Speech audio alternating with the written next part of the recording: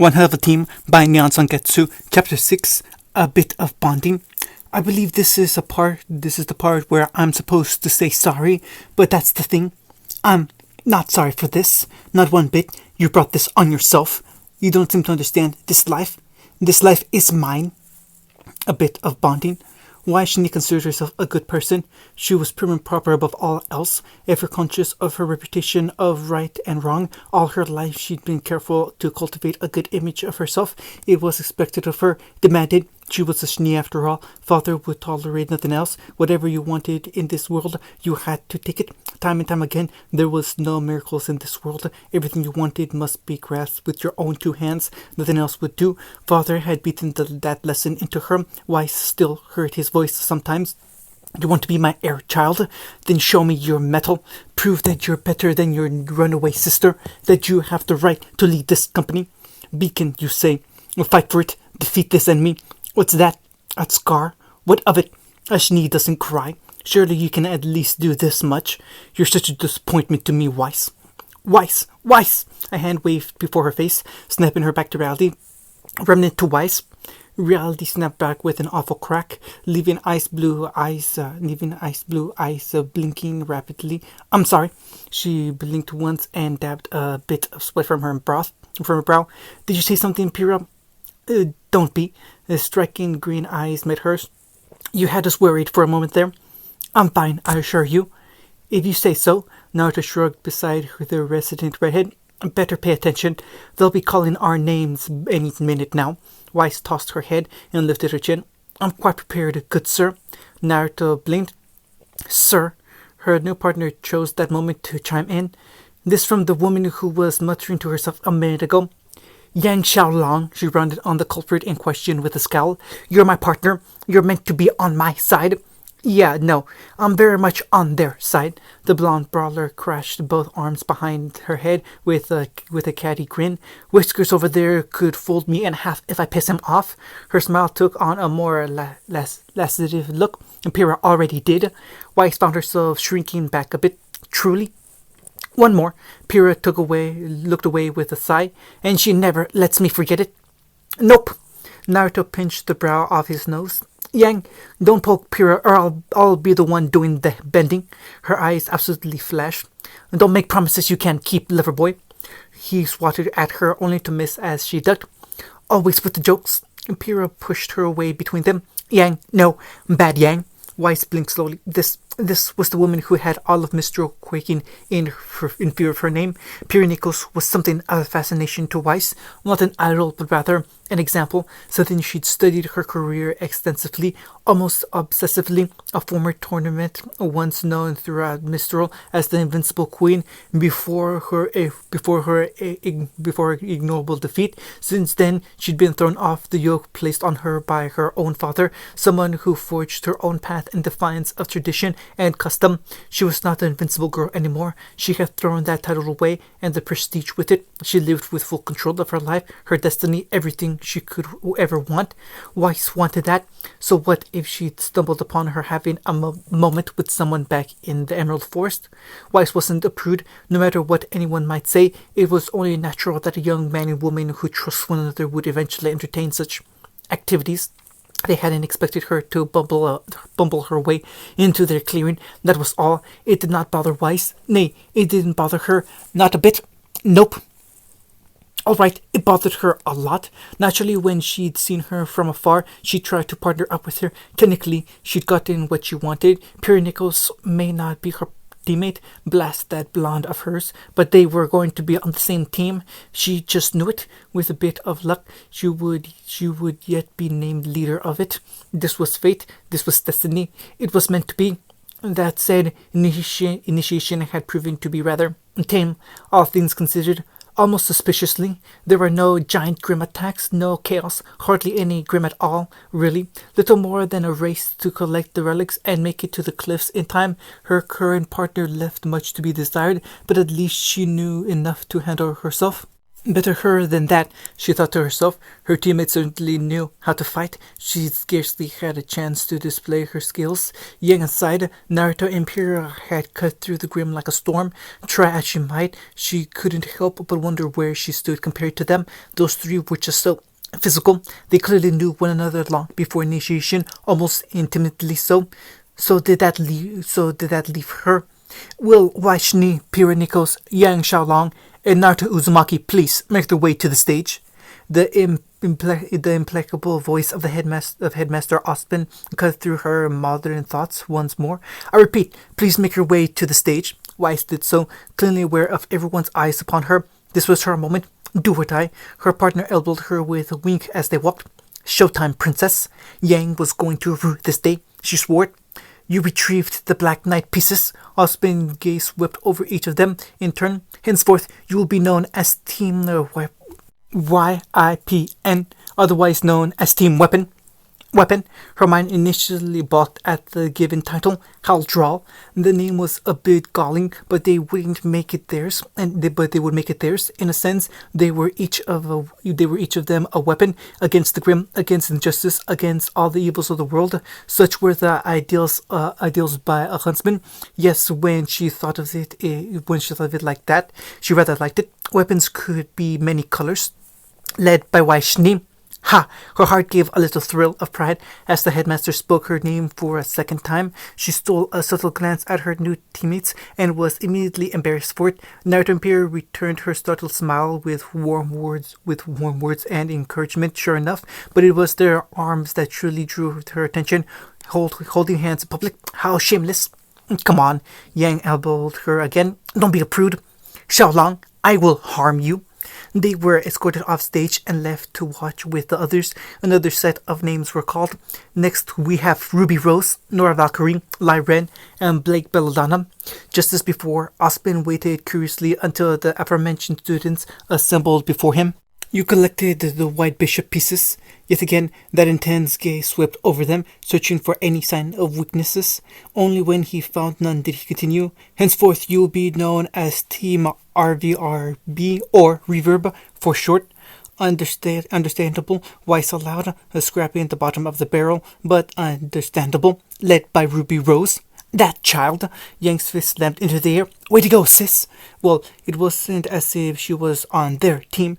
Perhaps she had acquitted herself well in initiation. Who could say? Weiss listened only a little as they came and went, followed soon thereafter by another. A third team, CRDL, that is to say Cardinal, was christened, and she paid them little mind.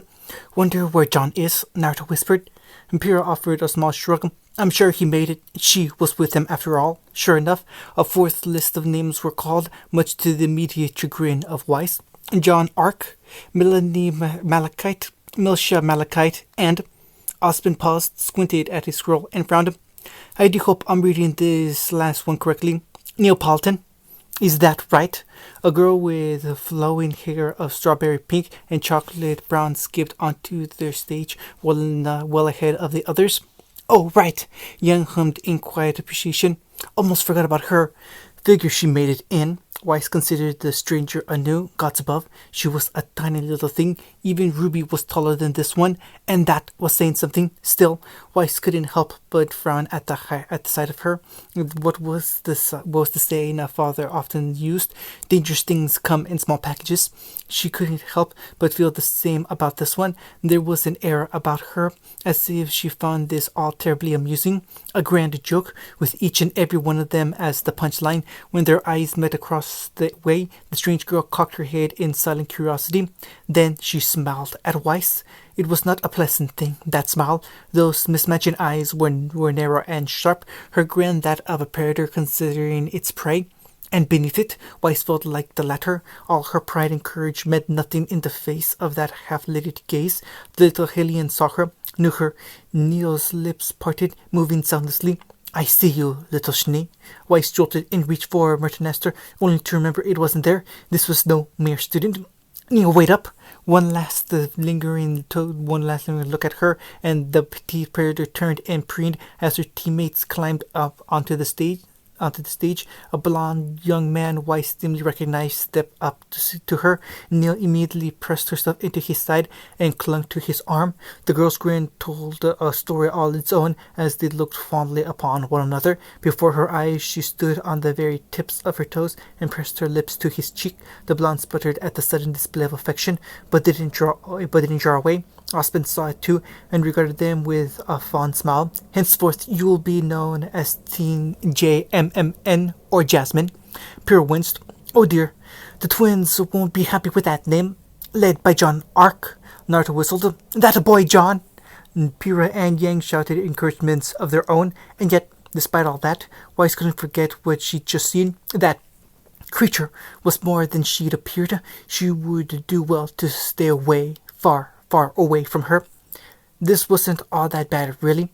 Naruto found he really liked his new teammates, if only because he knew them so well already. Well, it went without saying for Pyrrha, but really, that had been something of a stroke of luck, blundering into Weiss because she'd brought Yang with her.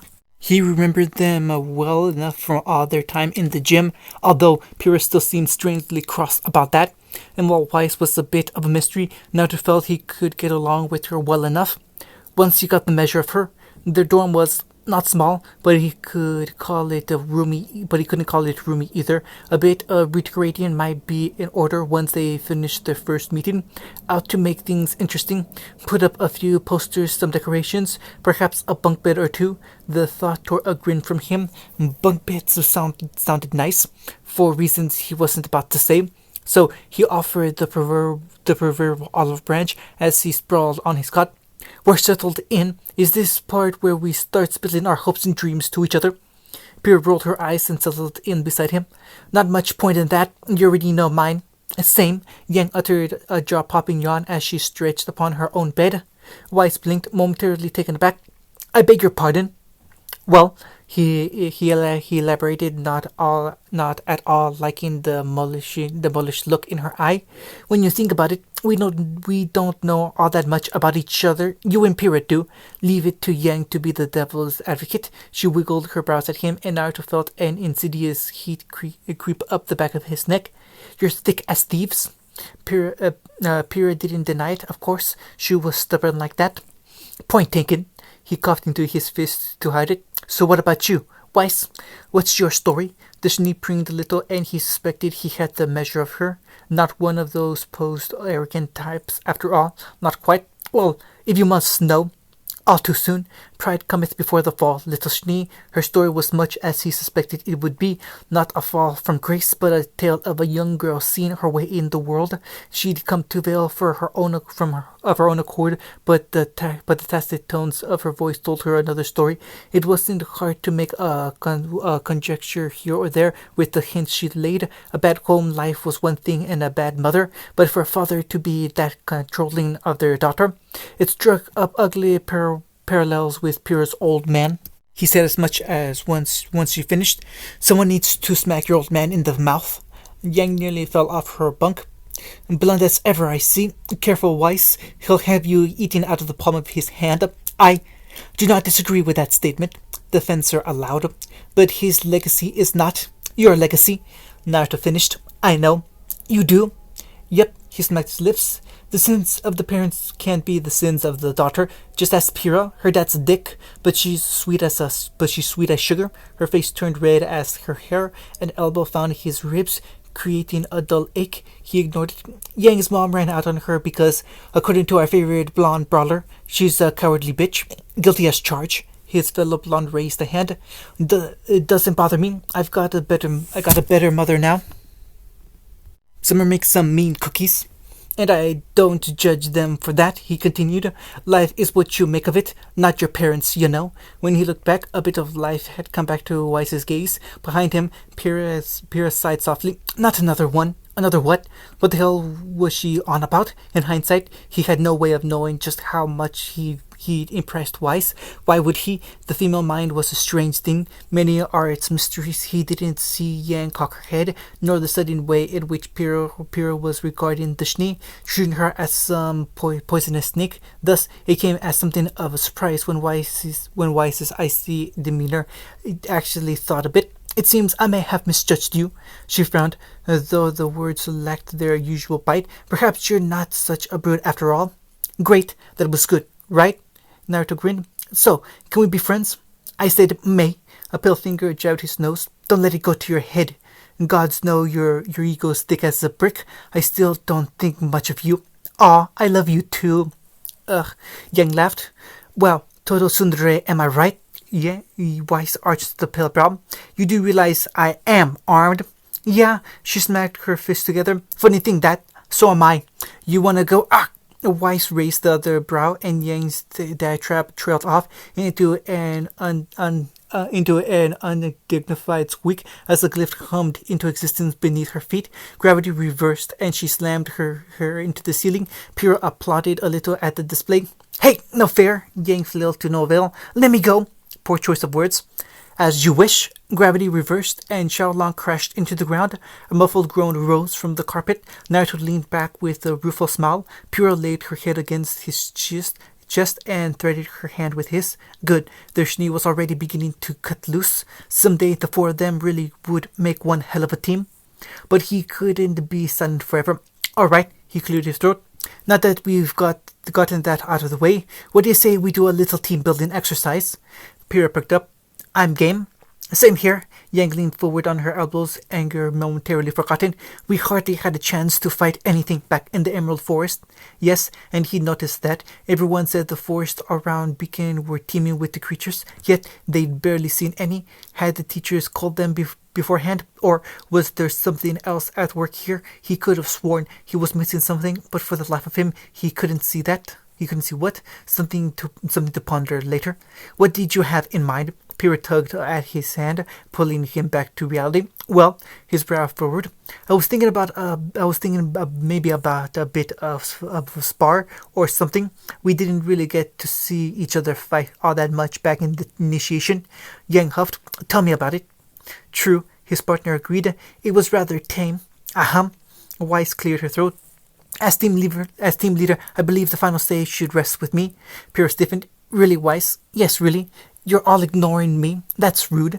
Yang flopped back onto her bed with a put-upon sigh. Here we go. Anyone else would have been irritated by what seemed a blatant power play.